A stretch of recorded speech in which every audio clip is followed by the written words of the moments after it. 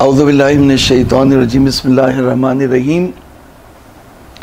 हसन मोहतरम हाजियों, हमने आपको बताया कि जो उम्रे तमत्तु का पहला रुकन है एहराम है, और एहराम सही से एहराम में आपको एहराम के वाजिबात, एहराम के मुस्तहब्बात और एहराम के मुहर्रमात हमने आपके खिदमत में बयान किए। और अब आप जो वो हालत एहराम में आए, नियत करना और 2 चादरें पहनना एहराम की और तलबिया पढ़ना लब्बैक अल्लाहुम्मा लब्बैक, ये एहराम की वाजिबात हैं। तो अब एहराम के बाद आपने अल्लाह के घर का तवाफ़ करना है। तवाफ़ और नमाज तवाफ़ ये दूसरा रुकन है उम्रे तमत्तु का। और उसके बाद आप सही बने सफ़ा और मरवा करेंगे और उसके बाद तकसीर होगी और फिर आपका एहराम उतर जाएगा। तो अगर किसी वजह से आपने तवाफ़ को सही से अंजाम नहीं दिया और उसके बग़ैर ही आपने सही बने सफ़ा और मरवा कर ली और तकसीर कर ली, तो एहराम आपका नहीं उतरेगा। आप समझ रहे होंगे कि आपका एहराम उतर गया, लेकिन एहराम आपका नहीं उतरेगा और आपको दोबारा तवाफ़ करना होगा। इसलिए तवाफ़ को सही से समझना और सही से अंजाम देना ज़रूरी है। और तवाफ़ के लिए ज़रूरी है कि आप खाने काबा को भी पहचानें। तो कुछ वजाहतें आपके सामने यहाँ पेश करते हैं। देखिए, जो कोना है यहाँ पे हजर अस्वद है।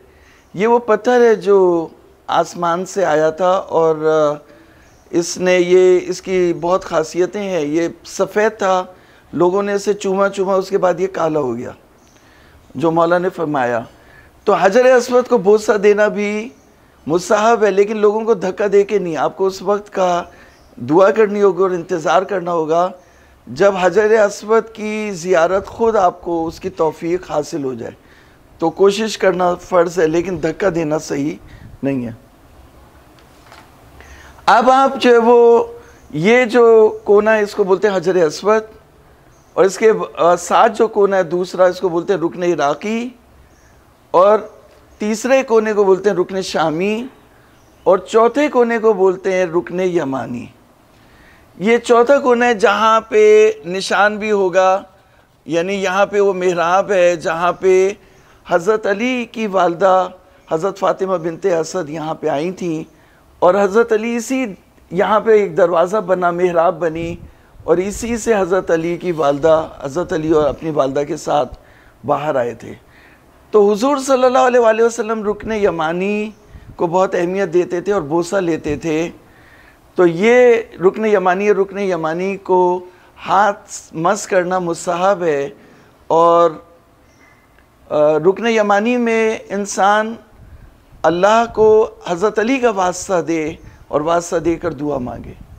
फिर ये मकाम जो इससे पहले है, ये तो मकाम शक इन्होंने बयान किया, ये यहीं पर है, कोने में है। इसके साथ जो है ये मुस्तजार है। ये जो एरिया है, जो पीछे का एरिया, पीछे के कोने के साथ जो एरिया है, इसको बोलते हैं मुस्तजार। तो मुस्तजार में दुआएं कबूल होती हैं।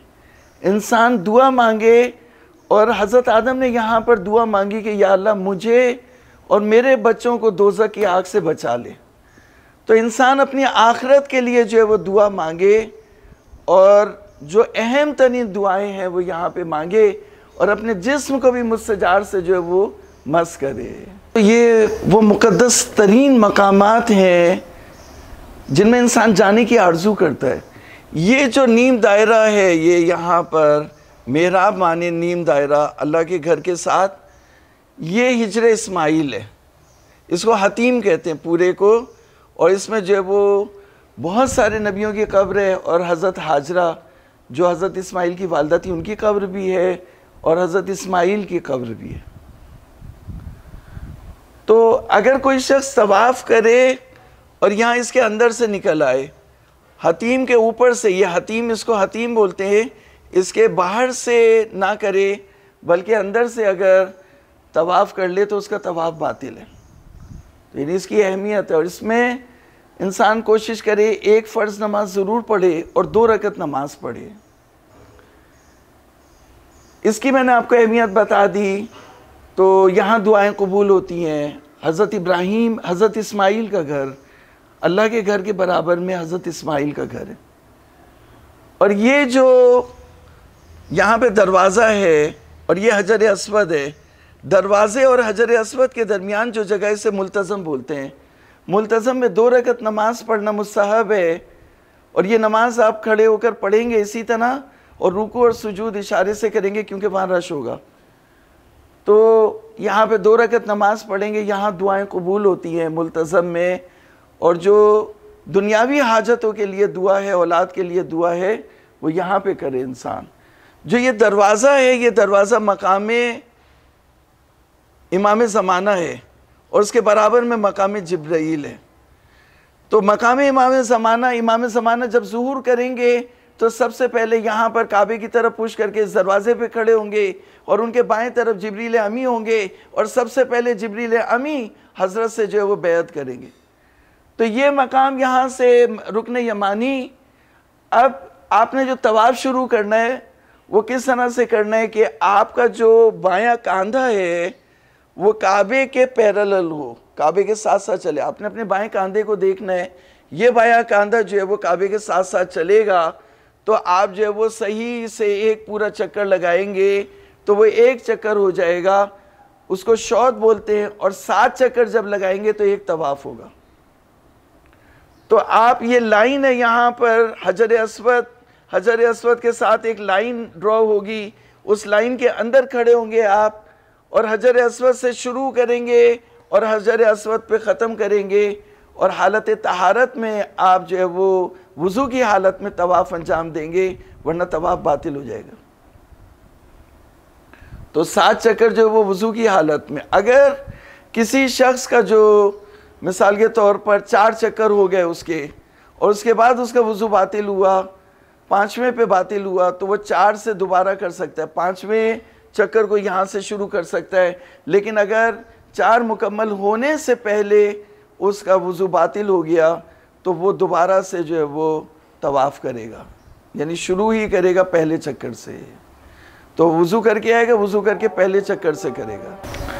तो हम आपको इसके बारे में बता रहे थे कि हतीम जो है वो इसमें हिजर इस्माइल है, और यहाँ हज़रत इस्माइल का और हज़रत हाजरा का घर है, उनकी कब्रें भी हैं और नबियों की भी कब्रें हैं।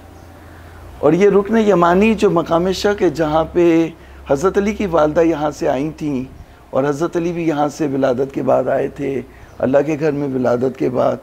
तो ये मकाम मखसूस है हज़रत अली से, और ये जो दरवाज़ा है ये मकाम इमाम ज़माना है। तो ये दरवाज़ा यहाँ पे इन्होंने दरवाज़ा नहीं बनाया, ये दरवाज़ा जो यहाँ पे है ये मकाम इमाम ज़माना है। तो यहाँ से जब हाजी जो है वो तवाफ़ करना शुरू करेगा, और उसका जो कंधा हमने आपको बताया कि अब जैसे ये जो इसका क्लिप है, क्लिप का जो होल्ड करने वाला हिस्सा है, इसको अगर आप शोल्डर तस्वूर कर ले तो देखें ये शोल्डर, ये इसने जो है वो हाजी ने जो है वो मसन इसका शोल्डर जो है वो खाने काबा की तरफ है, फिर ये इसको टर्न करेंगे, फिर इसी तरह से इसको टर्न करेंगे, फिर इसको टर्न करेंगे, फिर इस तरह से जो है वो ये इसका शोल्डर जो है वो खाने काबा की तरफ है, यहाँ तक ये दोबारा ये जो है वो हजर अस्वद के मकाम पर आ जाएगा। अगर वो अपने शोल्डर को खाने काबा की तरफ नहीं रखेगा तो फिर लाशऊरी तौर पर ऐसा हो जाएगा कि वो पुश्ते काबा करेगा। यानी मिसाल के तौर पर अगर वो यहाँ से मूव करता है और शोल्डर उसका जो है वो काबे की तरफ नहीं होता, तो शोल्डर अगर यूं हो गया तो फिर ये आगे गया, तो अब ये काबे की पुश्त हो गई उसकी। लेकिन उसे ख्याल रखना है, मुड़ते वक्त भी ख्याल रखना है कि उसका कंधा जो है वो काबे की तरफ हो। अब मुड़ रहा है तो फिर उसे मुड़ना होगा, और इतना मुड़ना होगा कि उसका कंधा जो है वो काबे के पैरेलल हो। लेफ़्ट शोल्डर को उसने तवज्जो करनी है, और इसी तरह से जो है वो इसे बोलते हैं एंटी क्लॉकवाइज। एंटी क्लॉकवाइज जो है वो मूव करेगा, हजर अस्वद से हजर अस्वद तक एक चक्कर होगा, 7 चक्कर लगाएगा, एक तवाफ़ हो जाएगा। उसके बाद मकाम इब्राहीम से पीछे, यानी ये मकाम इब्राहीम है, इससे पीछे वो 2 रकत नमाज पढ़ेगा, नमाज पढ़ता हूँ 2 रकत वाजिब उम्र तमत्तो की वाजिब कुर्बतन इल्लल्लाह, 2 रकत नमाज पढ़ेगा और फिर सही बैन सफ़ा और मरवा के दरमियान चला जाएगा। सफ़ा यहाँ से सफ़ा से मरवा तक 1 चक्कर लगाएगा, फिर उसके बाद जो है वो वापस आएगा, दूसरा चक्कर होगा, फिर जो है वो जब जाएगा तो तीसरा चक्कर हो जाएगा। इस तरह 3.5 जो लगाएगा तो वो 7 हो जाएंगे। तो यानी सफ़ा से मरवा तक 1 चक्कर होगा और मरवा से सफ़ा तक दूसरा होगा। तो इस तरह से जो वो 7 चक्कर लगाएगा और जब वो हरी बत्तियों को देखेगा तो वो थोड़ा सा उसे जो है वो दौड़ना पड़ेगा, हरवला करना पड़ेगा। जिस तरह से हज़रत हाजरा ने इस्माइल के पानी के लिए तलाश में आप दौड़ी थी, इस तरह से हाजी को भी जो है वो थोड़ा सा दौड़ना पड़ेगा और जॉगिंग स्टाइल में जो है वो जब उसको भागना पड़ेगा और फिर उसके बाद स्लो होना पड़ेगा उसे। फिर मुस्तहब है कि कोहे सफ़ा पर जब 7 चक्कर मुकम्मल हो जाए तो फिर कोहे सफ़ा पर बैठे, 1 घंटे तक बैठे, इतना कि सूरह बकरा ख़त्म हो जाए, दुआएं पढ़े, हाजतें मांगे। हुजूर सल्लल्लाहु अलैहि वसल्लम यहाँ पर जो है वो स्टे करते थे सफ़ा पर। तो कोहे सफ़ा पर रुकने का बहुत जो है वो सवाब है और वहाँ पे दुआएं भी कबूल होती हैं। तो ये वो मुक़द्दस मकामात हैं जहाँ पर दुआएं कबूल हैं, मुस्तजाब हैं। तो अब हाजी, अब सवाल ये पैदा होता है कि हाजी जब तवाफ़ करेगा तो दुआ क्या पढ़ेगा? तो कहा कि जो बेहतरीन दुआ है वो ये तस्बीहात अरबा, सुबहान अल्लाह वल्हम्दुलिल्लाह वला इलाहा इल्लल्लाह वल्लाहु अकबर। उसके अलावा हर चक्कर की अलग दुआ है जिसको हम आपको कल के सेशन में बयान करेंगे।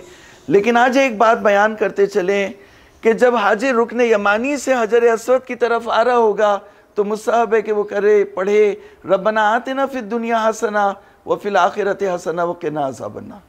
और ये वो जगह है जो रुकन यमानी और मकाम इमाम ज़माना के दरमियान है, यानी पहले इमाम और 12वें इमाम के मकाम के दरमियान उसने ये दुआ पढ़नी है, रब्बना आतिना फिद दुनिया हसना व फिल आखिरत हसना व क़िना अज़ाबन्नार।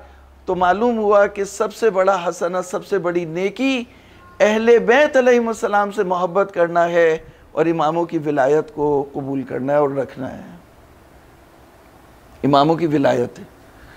तो यहाँ पर जो वो हमने आपको ये बयान कर दिया और मुल्तज़म में जो 2 रकत नमाज थी वो भी आपको बयान कर दी। उसके अलावा हतीम में 2 रकत नमाज और फ़र्ज़ नमाज उसको भी बयान कर दिया। मुस्तजार को पकड़ना है, मुस्तजार को जिस्म भी मस करना है और मुस्तजार पे जो भी आपकी हाजतें हैं वो मांगनी है। और अब यहाँ पर ये सवाल पैदा होता है कि अब आपने जो वो वाजिब तवाफ़ को अंजाम दे लिया, उसके बाद सही बैन सफ़र मरवा कर ली, उसके बाद आपने तकसीर कर ली, आपका जो है वो उम्रा मुकम्मल हो गया। जब उम्रा मुकम्मल हो गया तो एहराम उतर गया। अब एहराम उतरने के बाद एक पॉजिंग पीरियड आता है जो 8 ज़िलहज को यौम तरविया है, जहाँ आप एहराम दोबारा बांधते हैं हज तमत्तो के लिए। तो इस उम्रे के ख़त्म होने और उस हज तमत्तो के एहराम बांधने के दरमियान जो पीरियड है इसमें क्या करें? तो फरमाया 4 चीज़ें मुस्तहब हैं। सबसे पहले ये कि आप जिस मुक़द्दस मकाम में उसमें 2 रकत नमाज पढ़ना 10 लाख रकत नमाज पढ़ने के बराबर है। यानी एक नमाज 10 लाख नमाजों के बराबर जो वो फजीलत रखती है। तो यहाँ नमाज पढ़ना चाहिए। ये मुक़द्दस तरीन मकाम है जहाँ पर, मुक़द्दस तरीन मस्जिद है जहाँ पर आपने नमाज पढ़नी है। तो मैं नमाज का मसला भी आपके सामने रख दूँ कि मक्के में जहाँ कहीं भी आप नमाज पढ़ेंगे तो आप पूरी नमाज पढ़ सकते हैं। आप मुसाफिर की नमाज भी पढ़ सकते हैं, लेकिन जब आपको ये ऑप्शन दिया गया है कि आप पूरी नमाज पढ़ सकें तो आपने पूरी नमाज पढ़नी है और एहतियातों की तरफ नहीं जाना, उन फजीलतों को हासिल करना है। लिहाजा मुसाफिर खाने में 2 रकत की नमाज नहीं पढ़िएगा, बल्कि मस्जिदुल हराम में आके पूरी नमाज पढ़िएगा। और मक्के में जहाँ कहीं भी आप होंगे, मक्का पूरा हरम इलाही है, वहाँ पे आप पूरी नमाज पढ़ेंगे, आधी नमाज नहीं पढ़ेंगे। इसी तरह से मदीना भी पूरा हरम इलाही है, वहाँ पे भी आप पूरी नमाज नहीं पढ़े, आधी नमाज नहीं पढ़ेंगे बल्कि पूरी नमाज पढ़ेंगे। जमात से पढ़ें या अकेले पढ़ें, मदीने में जहाँ कहीं भी पढ़ें, अपने होटल में पढ़ें या मस्जिद में पढ़ें या मस्जिद नबवी में पढ़ें, वहाँ पे पूरी नमाज पढ़ेंगे। हाँ, अगर आप जैसे मिना की तरफ जाएं तो वो क्योंकि मक्के की जो हुदूद हरम, मक्के को कहा कि मक्का जो है वो हरम इलाही है, तो हुदूद हरम से बाहर अगर आप जाएंगे, जद्दे अगर आप गए तो आप जो है वो मुसाफिर हैं, तो वहाँ पर आप नमाज कसर पढ़ेंगे।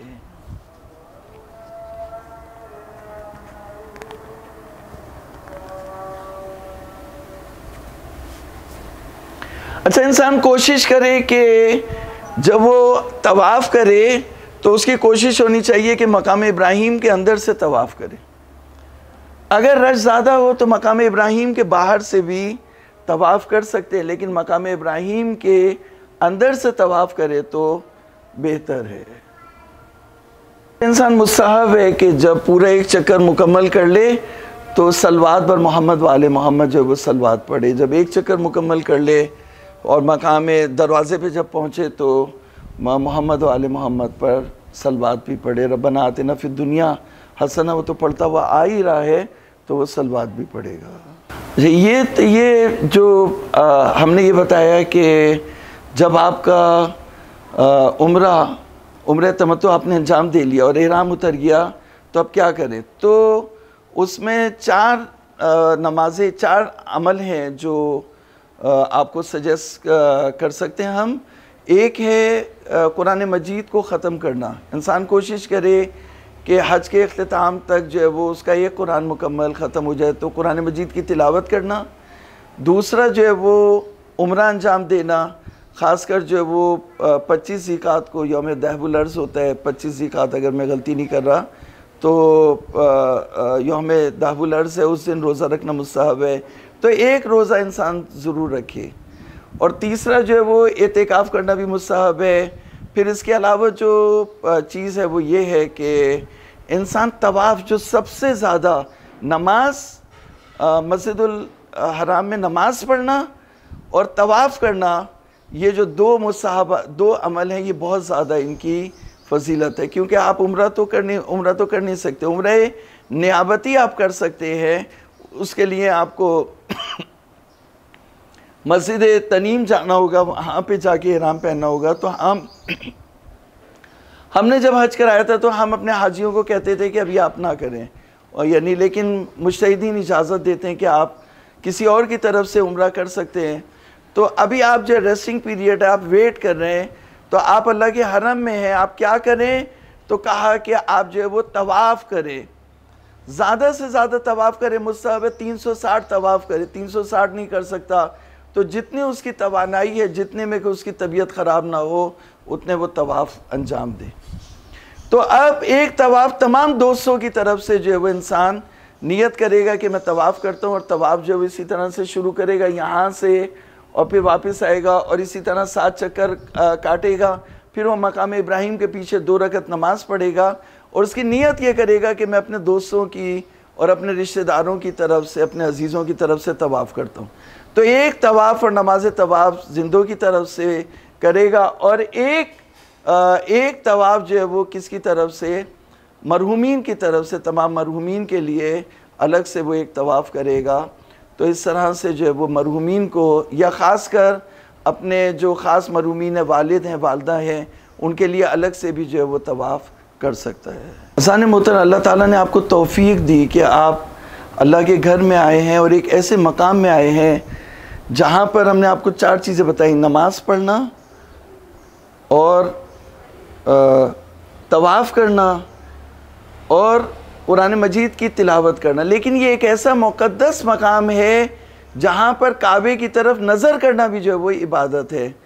तो आप जो है वो ज़्यादा से ज़्यादा वक्त जो है वो इंसान खाने काबा में गुजारे, यहाँ पर तवाफ़ करे, और तवाफ़ करने से थक जाए तो काबे को देखना भी इबादत है। तिलावत कलाम पाक करे और यहाँ पर जो है वो इबादतों में ख़ुद को मशगूल रखे। अल्लाह ताला आपकी तमाम इबादतों को कबूल करे। वस्सलामु अलैकुम वरहमतुल्लाह।